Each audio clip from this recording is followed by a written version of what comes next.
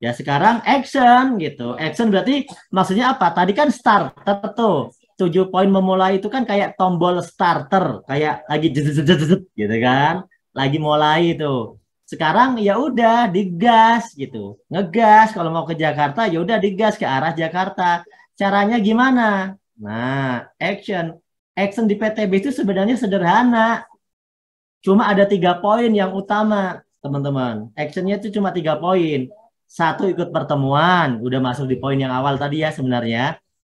Yang rutinan maksudnya ya. Jadi rutinan action ini adalah kegiatan yang bisa Anda lakuin setiap hari atau setiap pekan.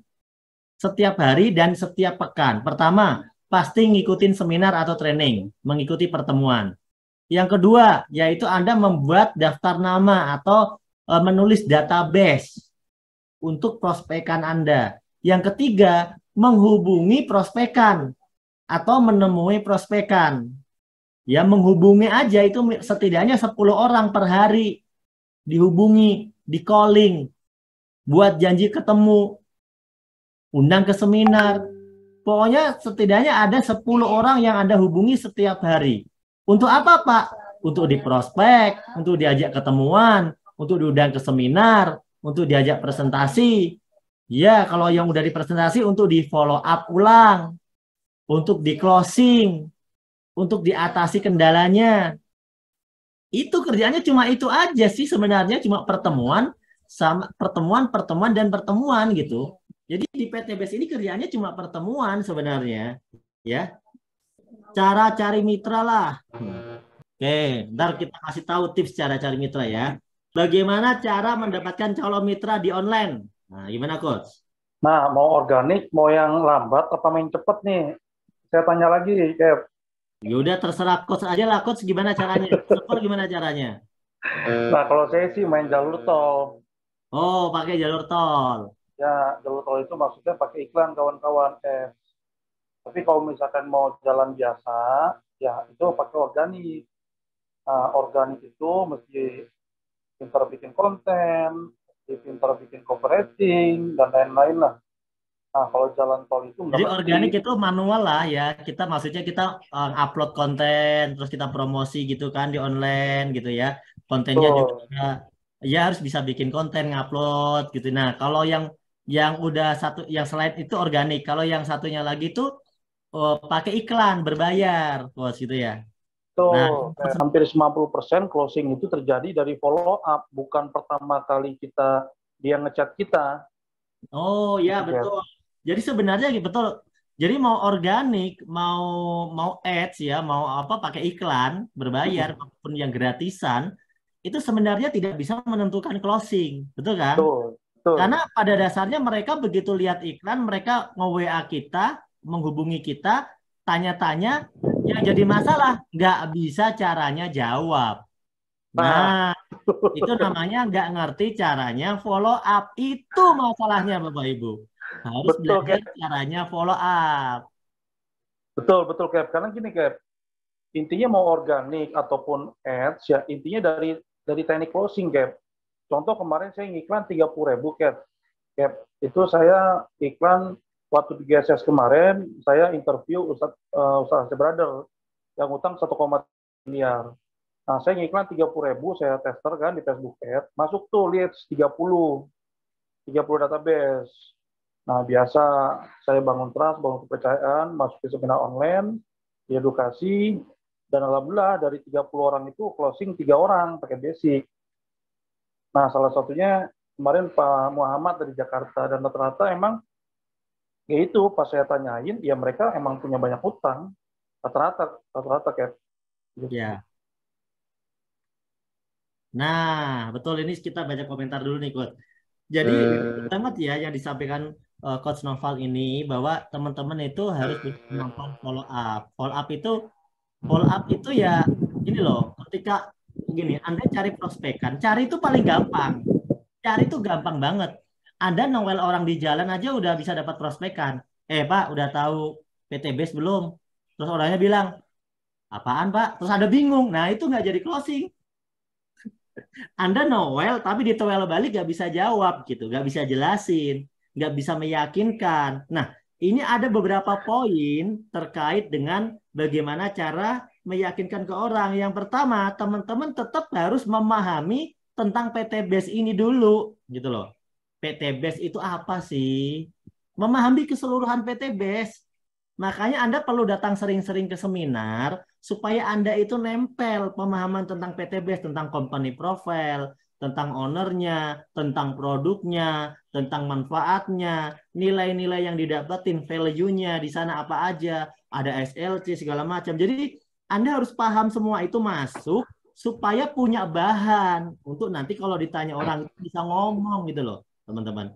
Nah, itu yang ngetik. Jadi pemahaman tentang PT Base. Nah, yang kedua, dalam ilmu marketing itu ada rules-nya sebenarnya, ada rules-nya, ada kayak saya tunjukin di salah satu materi saya ada ya. Nah, saya lompat-lompat aja materinya karena supaya teman-teman nanti tahu ya. Ini contoh ya. Jadi ketika Anda sudah ngobrol dengan orang, ya di sini itu ada beberapa tahapan yang Anda harus nanti ngerti. Harus ngerti. Ada bagaimana tentang persiapan. Persiapan itu nanti Anda harus punya tips sangat bantu. Dan sampai pas ditanya-tanya orang, Anda nggak punya produk, nggak punya brosur, nggak punya gambar, nggak punya video yang bisa jelasin. Itu namanya persiapan. Ice breaking, Anda punya kemampuan mencairkan suasana, basa-basi sama orang. Kemudian building trust, membangun kepercayaan. Terus membangun kebutuhan, ngarahin orang ke arah need-nya dia, kebutuhan dia. Terus ngasih solusi. Terus closing kayak gitu. Nah, ini ada rule-nya teman-teman. Nah, kalau Coach Noval biasanya sebutnya di awal-awal itu membangunnya itu kayak personal branding kayak gitu. Jadi orang itu percaya sama Anda karena Anda memiliki brand, memiliki personal branding yang layak dipercaya. Atau mungkin kalau yang lain memiliki trust yang bagus gitu ya, building trust, Building trust. dipercaya gitu lah ngomongnya Anda. Jadi kalau misalnya makanya di training diajarkan itu bagaimana mengerti orang. Itu ada bukunya. Kemarin mana buku Skill with People? Cari dong saya. Saya baca teman-teman. Jadi teman-teman semua itu ada ilmunya, leader-leader yang Anda bagaimana caranya Anda kalau ngomong sama orang itu biar lebih mudah diterima sama dia. Ada buku yang tipis yang paling saya suka dari dulu saya pelajari sampai sekarang ya, menjadi juga skill dealing with people. Itu warnanya kuning sama warnanya hijau, itu tipis banget. Kemarin di sini ya, di dalam gitu, di dalam itu. Atau ada yang bawa? Atau Anda cari itu ada ngobrol sama orang. Jadi ngobrol sama orang itu nggak ngotot terus, bikin orang itu malah bikin lari dari Anda. Itu penting gitu ya. Jadi ilmu itu tahap demi tahap teman-teman. Jadi nggak ada leader itu kayak kelihatannya kok kayaknya gampang ya langsung join, kok orang itu langsung mau. Nah itulah namanya sales magic. Terjadi penjualan seolah-olah seperti magic gitu ya, seolah-olah seperti sesuatu yang ajaib gitu ya. Karena di sana ada kalimat magic word, kalau kata Pak Ruhan, ada kalimat-kalimat yang membuat orang itu tertarik gitu. Nah, kalimat-kalimat itu perlu kita pelajari, teman-teman. Makanya kalau ada leader lagi presentasi, ada leader lagi jelasin, coba Anda amati kalimatnya. Anda amati benar-benar kalimatnya. Kalimat yang keluar itu bukan asal keluar. Tapi setiap kalimat yang keluar ada maksud dan tujuannya. Nah, kalau kata Coach Noval personal branding. Kalau Coach Noval sendiri gimana tuh supaya orang kan udah tanya-tanya biar trust sama Coach Noval itu gimana tuh Coach? Nah, mengenai tadi yang saya pelajari nih, bukunya sampai udah jelek begini nih. Nah, skill with people nih. Ini ada lanjutannya juga setipis ini warna hijau, The Art of Dealing with People. Artinya skill cara nyekil mertua.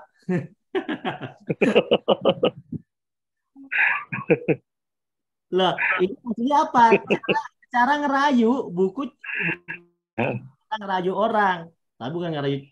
Ini berlaku buat apa aja. Kalau skill with people penulisnya Les Giblin. Nah, lebih dalam lagi mau lebih dalam lagi. Leader-leader itu mempelajari psikologi karakter orang. Itu ada namanya buku Personality Plus. Jadi kita itu bisa ngerti karakter orang dan tahu cara menaklukkan karakter orang tersebut. Tuh, keren nggak tuh? Nah, kalau Coach Noval gimana tadi? Cara cara kan Coach Noval ini kan online tuh, ya kan? Ya, Online. Terus di orang percaya itu gimana, Coach? Buat Coach Noval sendiri aja. kalau saya sih pertama sih bangun personal branding ya, coach ya, Captain. Terus yang kedua, saya lebih banyak sharing-sharing sih, kayak sharing-sharing dalam arti kata tentang bahayanya riba, terus bagaimana solusi untuk lunas hutang riba, gitu loh. Dan biasanya saya pakai tool sih, kayak gitu. Jadi lebih ke situ saya, kayak karena kan enak ini kayak enak PTBS ini kan udah terkenal gitu loh. Rata-rata mitra-mitra saya yang saya closingin sampai 230 orang, rata-rata mereka tuh udah paham dan ngerti sebenarnya PTBS. Tinggal permasalahan gimana meyakinkan dia, kayak gitu loh. Karena kan PTBS ini kan udah dahsyat lah, di mana-mana ada gitu. Bahkan dia pernah satu satu room ya, cap ya, di talk gitu ya, mungkin lain. Dia aja salut cap sama PTBS gitu. Dia aja salut sama PTBS tuh gitu loh. Semangat-semangat dari mitra-mitra PTBS, Nah, PTBS tuh luar jadi biasa. sebenarnya orang-orang yang di online tuh rata-rata kalau dia udah tanya-tanya, sebenarnya dia itu kan udah tertarik sama PTBase ya. Gitu. Betul. Karena dia udah lihat materi di sana sini lah. Dia udah lihat tuh sliweran, katanya kok kok ada go berkano riba, kok ada mobil-mobil.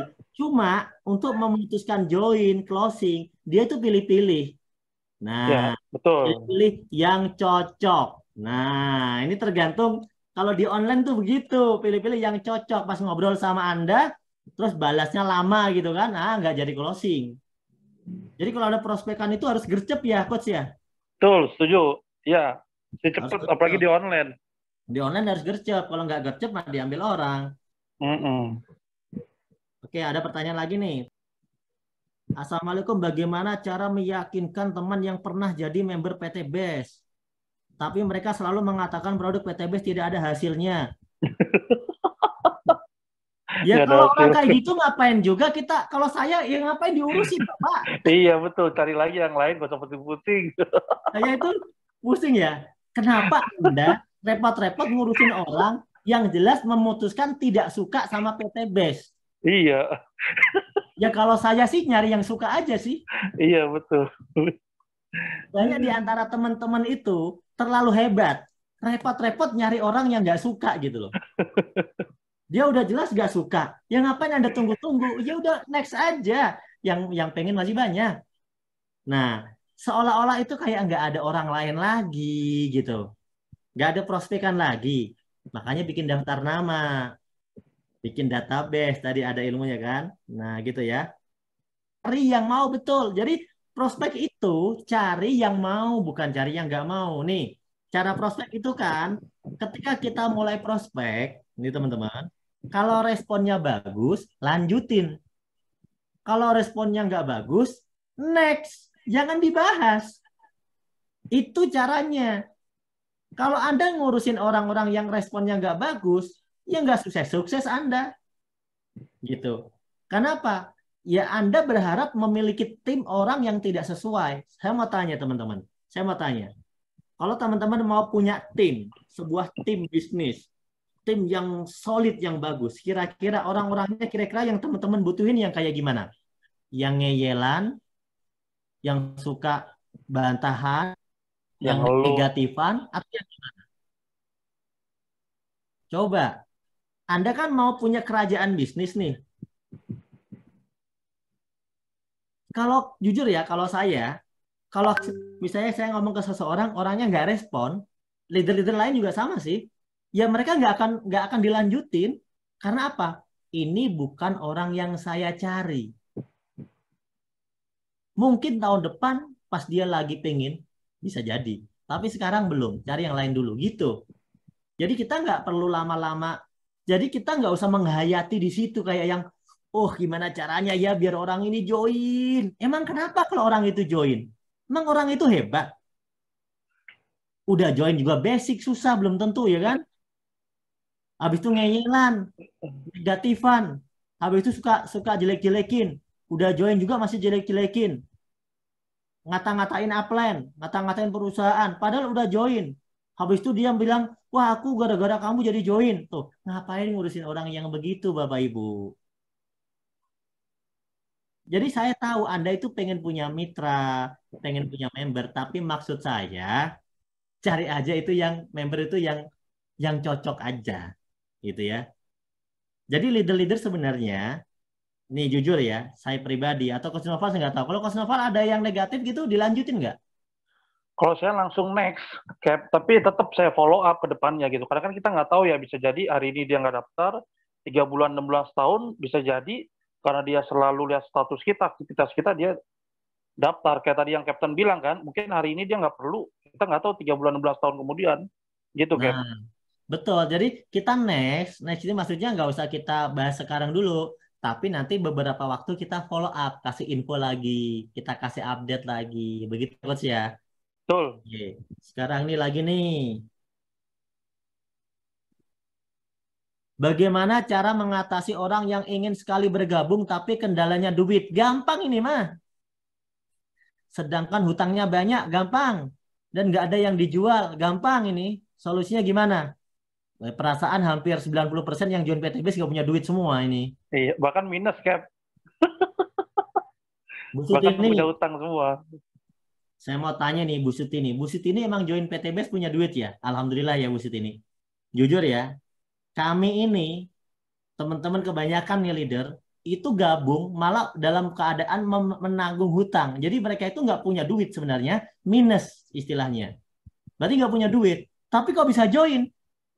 Kok utang sekali lagi. Lo utang sekali lagi, tapi utangnya yang cerdas, masuk akal karena buat PTBS. Kan kalau utang yang kemarin kan utangnya nggak jelas arahnya kemana.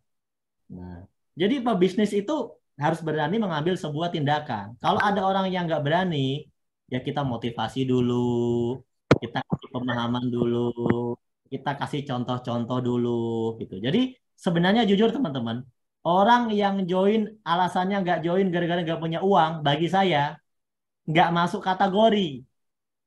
Kenapa? Ya gini aja teman-teman, emang yang join PTBS itu orang berduit atau orang yang memang masih butuh duit gitu.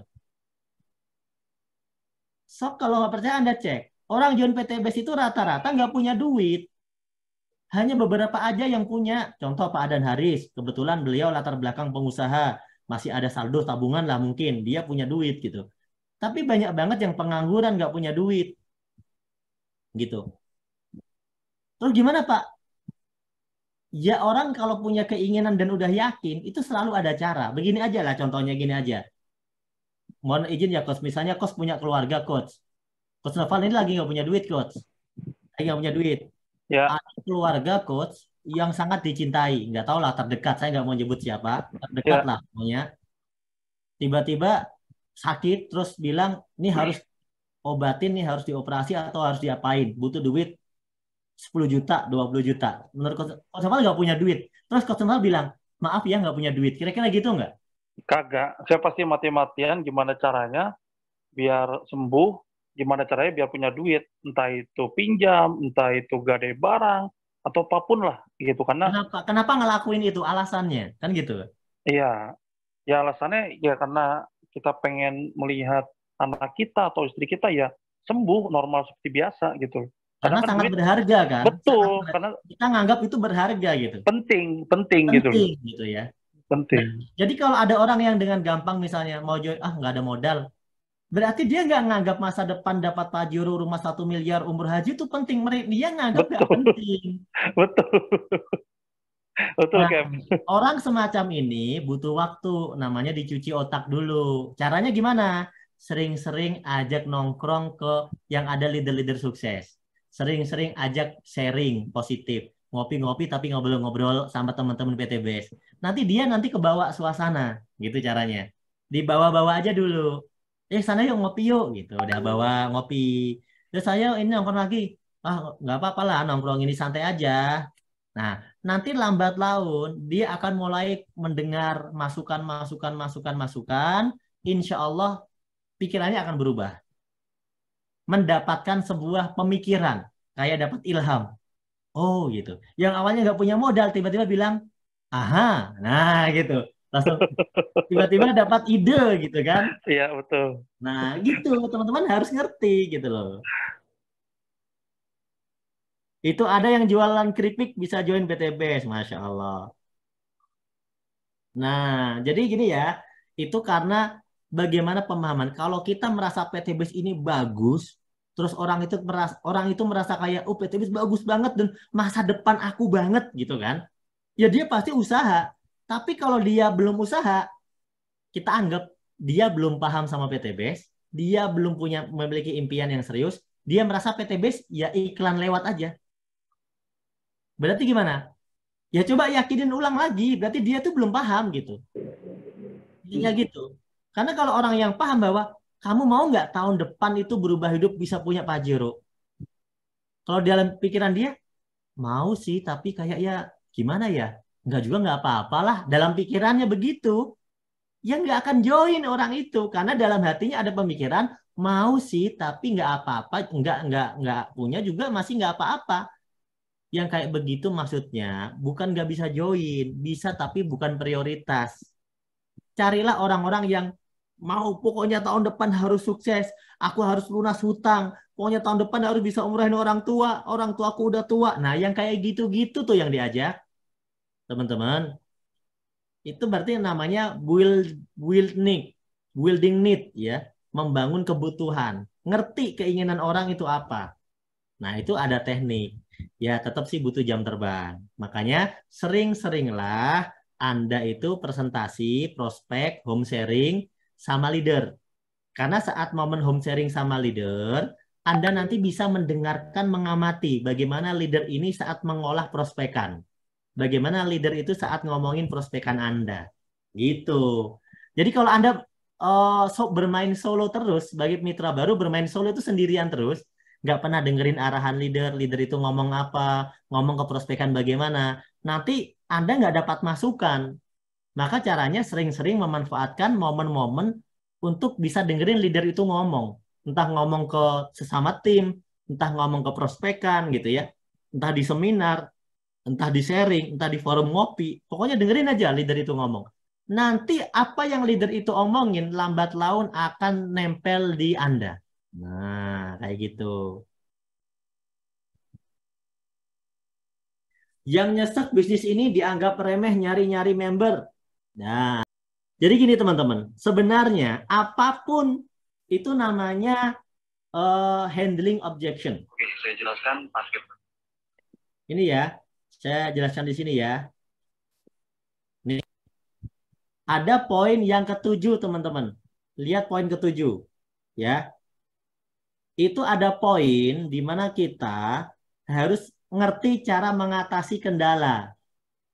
Mengatasi kendala-kendala orang. Tadi ada yang bilang nggak punya modal, ada yang ngasih pertanyaan ini itu ya. Itu teman-teman harus ngerti. Nah, inilah yang saya bilang, teman-teman itu harus banyak paham dulu tentang PTBS kalau mau ngerti semuanya.